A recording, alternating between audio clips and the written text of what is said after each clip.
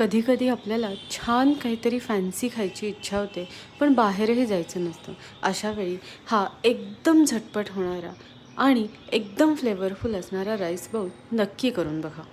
Recipe एकदम सोपी आहे. यासाठी आपण सर्वप्रथम पनीरची ग्रेव्ही तयार करून घेणार आहे. एका कढईमध्ये थोडेसे तेल किंवा तूप टाकून त्यामध्ये थोडेसे जिरे, चिरलेला कांदा, आलं लसूण पेस्ट, सिमला मिरची, हळद आणि चिरलेले टोमॅटो टाकून छान परतून घ्यायचे आहे.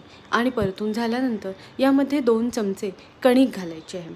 कणिकही छान परतून घेऊन यामध्ये 1 ते 1.5 कप दूध घालायचे आहे आणि मिश्रण घट्ट होईपर्यंत ढवळून घ्यायचे आहे.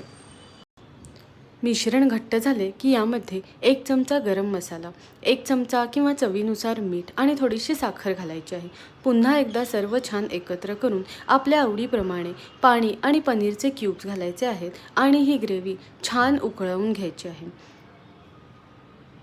ग्रेव्ही उकळेपर्यंत एका बाजूला आपण कॉर्न राईस तयार करून घेणार आहोत. यासाठी एका कढईमध्ये पुन्हा थोडेसे तूप किंवा तेल घालून यामध्ये चिली फ्लेक्स, ओरिगॅनो किंवा मिक्स्ड हर्ब आणि ताजी कुटलेली मिरी पावडर आणि कॉर्न घालून छान परतून घ्यायचे आहे.